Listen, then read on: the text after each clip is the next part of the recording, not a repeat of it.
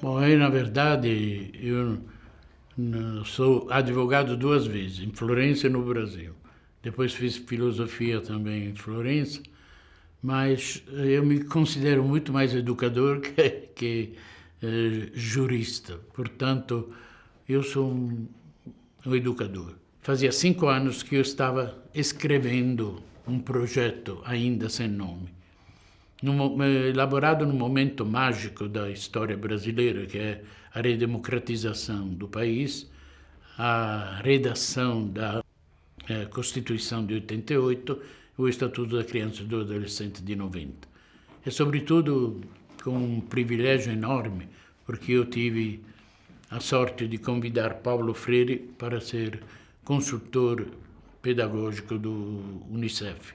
Eu tive uma convivência de quase 5 anos com ele, submeti a ele as minhas ideias, ele me encorajou, me ajudou, etc. E esse projeto interessou a esta organização Terra Nova, que queria colocá-lo em marcha. Mas só que eu lutei muito com os dirigentes desta organização, porque queria colocá-lo para funcionar numa megalópole brasileira, tipo ou Rio ou São Paulo. Mas eles fincaram um pé, estavam abrindo o escritório na Porta do Nordeste, em Salvador. Então eu fui para Salvador. Não fui eu que escolhi Salvador, foi Salvador que me escolheu. No dia 1º de junho de 90, foi formalmente fundado o Projeto Axé, com os primeiros 25 educadores de rua que haviam sido rigidamente selecionados e contratados como profissionais e não como voluntários. Na verdade, quando eu comecei a escrever sobre este projeto ainda sem nome, eu pensava algumas componentes deste projeto que deveriam necessariamente estar presentes para que esta novidade da história brasileira pudesse também vazar para dentro deste projeto, seja o Estatuto da Criança e do Adolescente. Mas eu devo dizer que dediquei um único parágrafo a esta expressão: a arte deverá estar presente no Projeto Axé, apenas isto.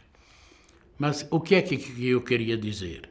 É claro que eu trazia, bem de longe, toda a minha convivência com o mundo da arte, sobretudo da Renascença italiana, do Renascimento, e pensava, quem sabe se um dia alguma dessas crianças poderá colocar diante de seus olhos, de sua inteligência, de seu coração, as obras dos grandes artistas afro-brasileiros e as obras dos grandes artistas do Renascimento italiano.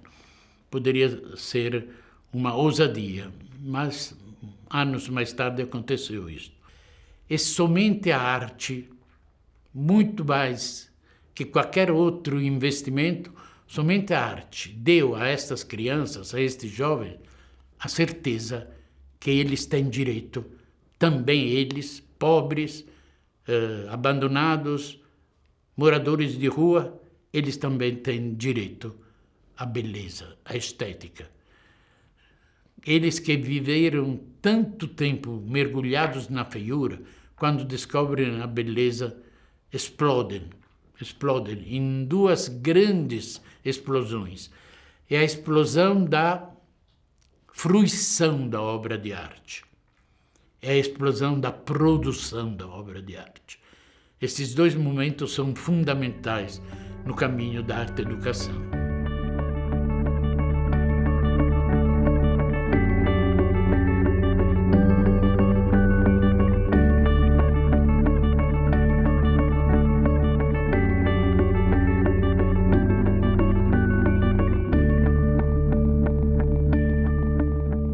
Quando eu comecei a conversar com os meus companheiros, minhas companheiras, encontrei as portas abertas da inteligência, do coração deles e delas, para que nós pudéssemos fundir as duas coordenações, a pedagógica e a artística, numa única coordenação de arte e educação sem o hífen. É impossível. Ai, quanto eu gostaria de contar com a compreensão de todos os professores e todas as professoras do planeta. É impossível educar sem a arte. E esta participação profunda da criação artística, que é misteriosa, não é tão clara como acontece a criação artística. É misteriosa e real ao mesmo tempo, que todos se convencessem que sem a arte, sem a beleza, sem a estética, não há educação. Por isso que nós superamos no axé a visão instrumental da arte. Nós éramos convencidos antes, estávamos convencidos, que a arte era um excelente instrumento para educar. Mas nós superamos isto e dizemos com convicção profunda, mesmo, seja bem claro, reconhecendo as especificidades da educação e da arte, nós dizemos arte-educação, porque não se pode educar sem a arte.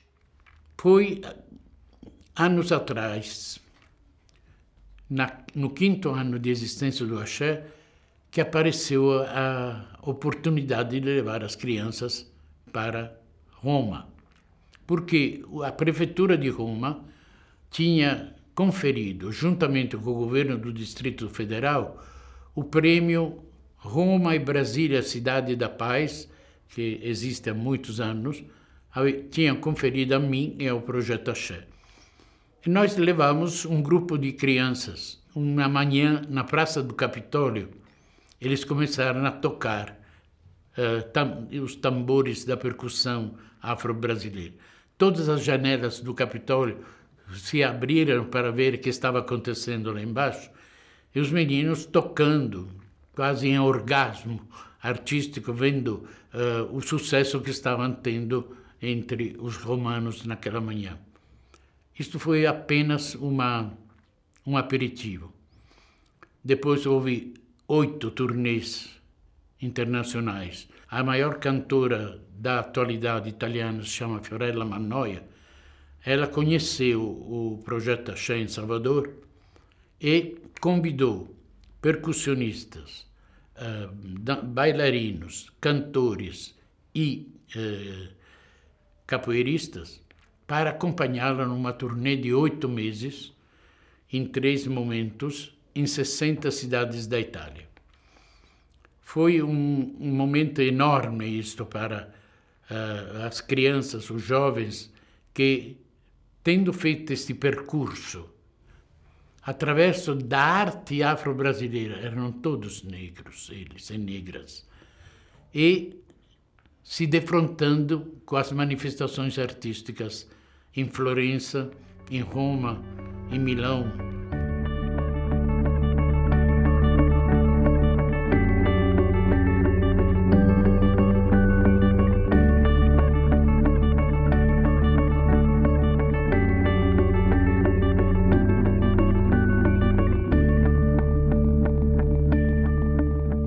Conseguimos descobrir que neste filão da economia contemporânea, a economia criativa, nada melhor do que a arte para que isso aconteça como profissionalização. A criatividade, a imaginação, a criação artística fundamenta-se também na escolaridade, mas não somente. Tem algo misterioso e real que está presente em todas as pessoas humanas. Aquilo que fazia dizer a Monet, todo homem, toda mulher são artistas. Isso que artista nesse sentido de produção e de fruição. Esses meninos estão se tornando profissionais no campo da arte. Ou seja, estão ganhando dinheiro. E não é apenas uma satisfação pessoal, individual, este ser artista. Tem um prazer, sem dúvida alguma, tem um prazer imenso na busca da criação artística. É só olhar os meninos da percussão, os capoeiristas, os dançarinos, se produzindo e vendo quais são, olhando qual é o efeito que faz na plateia. Esta competência deles, eles estarão cansados, suados, mas profundamente felizes.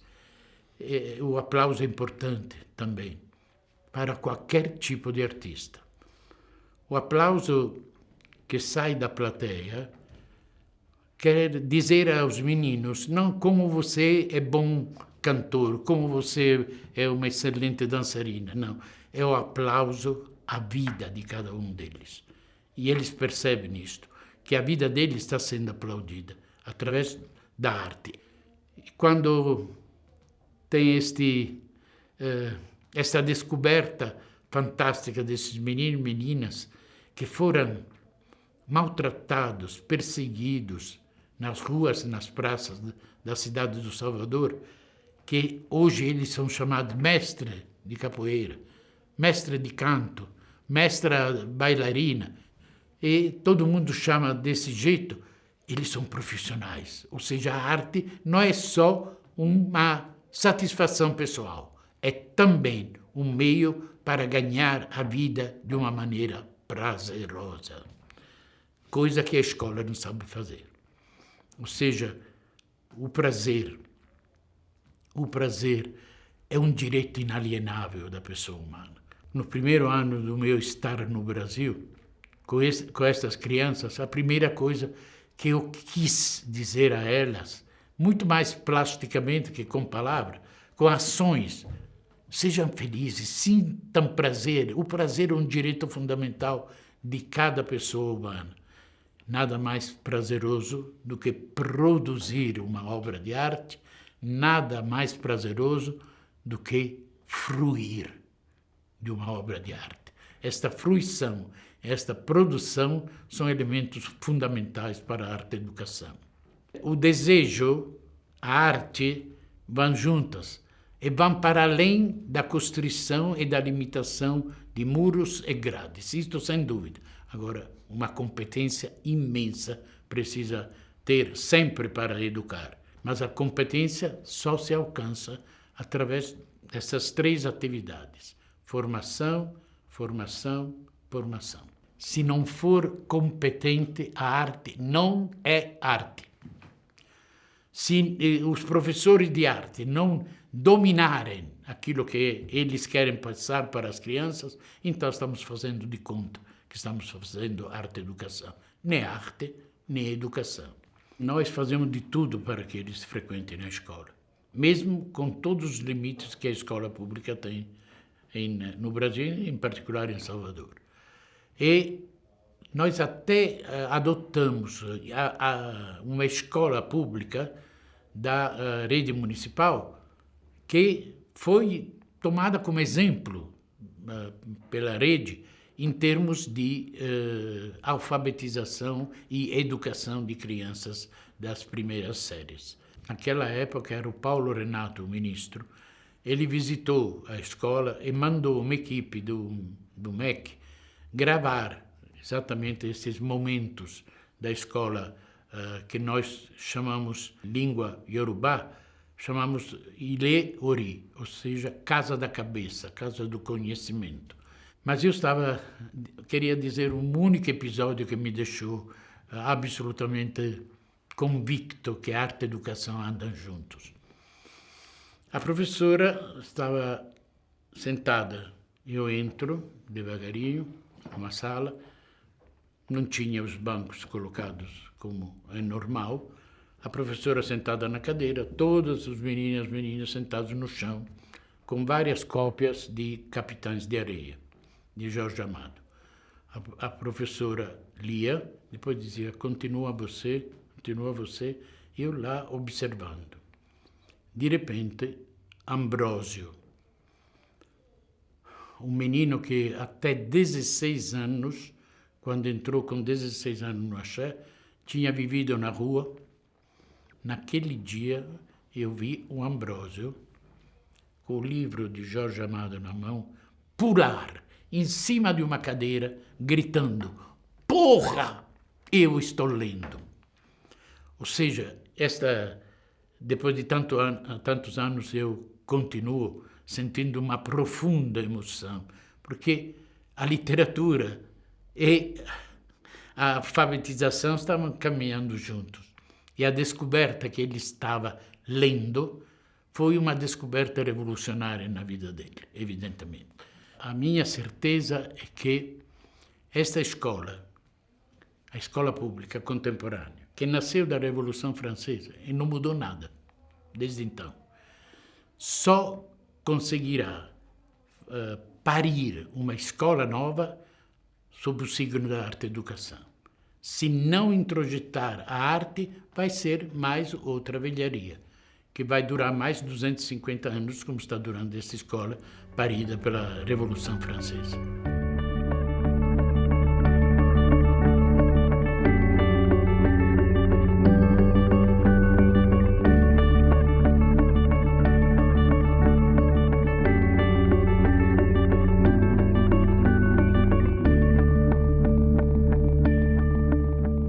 É um homem, uma mulher, que descobriram duas coisas fundamentais. Que é impossível se conviver com criança sem passar através do túnel da educação. É impossível se passar através do túnel da educação sem a participação da arte. O arte-educador não é necessariamente um artista, é, sobretudo, um ser extremamente sensível às instâncias artísticas. É alguém que, como disse no começo, é capaz, ao mesmo tempo, de ser fruidor e produtor da obra de arte. Infinitamente mais importante ser fruidor do que produtor, porque ao lado do arte-educador tem também o artista, que só faz arte e se torna educador pela presença do outro companheiro, do outro profissional, que é o educador, o arte-educador. Ou seja, as duas coisas se confundem, mesmo conservando clarissimamente suas respectivas especificidades. E, sobretudo, é alguém que sente o prazer da fruição da obra de arte. Isto somente ele pode transmitir às crianças. Como aquele menino Ambrósio que disse: estou lendo. A coisa mais importante dentro do axé é o cuidado. Cuidar é uma expressão maravilhosa em português, que não existe em outras línguas. Ou seja, a criança precisa se sentir cuidada, acolhida. Nós dizemos acolhida, amada, etc. Amada, eu não gosto muito dessa expressão, me parece meio retórica. Mas o cuidado e o acolhimento são expressões, aquilo que você disse, que se traduzem em gestos permanentes de cuidado. Só assim a criança diz: cheguei no lugar onde as pessoas me querem. No axé, nós aprofundamos muito o conceito de subjetividade da criança. Nos ajudou, claro, o Estatuto, que diz que a criança é sujeito de direitos. E nós multiplicamos um pouco esta subjetividade da criança e a tornamos tríplice subjetividade. A criança é sujeito de direito, sujeito de conhecimento e sujeito de desejos. Cada vez mais eu fico admirado pela criatividade do ser humano, pela imaginação do ser humano. Esta criatividade, esta imaginação que não conhecem limites, não conhecem fronteiras. E devem, sem dúvida alguma, as crianças devem estudar. Sem dúvida alguma, eles têm que entender e vivenciar uma certa disciplina durante o ano letivo. Mas, sobretudo, eles devem criar, sob o símbolo da inteligência, da criatividade e da imaginação. Eu acho que nós devemos cada vez mais investir nesta crença que nos anima, educadores de norte a sul do Brasil, que nos anima da arte-educação. Não é um binômio. Arte-educação é só arte-educação. Ou seja, é proibido educar sem a arte. É proibido educar significa não conseguiremos nunca educar completamente sem a participação da arte. E os limites, os freios que são colocados quando a gente fala assim de uma maneira tão explícita, tão convicta, que é impossível educar sem a arte, existem limites, sem dúvida, mas nós temos que ignorá-los. É passar por cima das fronteiras, dos limites. A utopia para os gregos, que eram sábios, era alguma coisa que ainda não existia, mas que podia vir a existir. Ou seja, deve ser perseguida. O sonho permanente da utopia possível, que é redundante, este adjetivo que eu estou colocando, possível. A utopia é por si possível. Deve sempre ser iluminada pela capacidade de sonhar com os pés no chão. É indispensável sonhar na nossa área, mas sempre com os pés no chão, senão o sonho pode se tornar, não utopia, que é positiva, mas ilusão. Para se fazer esse trabalho, precisamos ser anarquistas, ou seja, sem chefia. Uma sociedade anárquica é aquela que soube construir uma convivência que pode dispensar comandos e leis. Ou seja, no axé, todos nós somos os verdadeiros anarquistas da imaginação.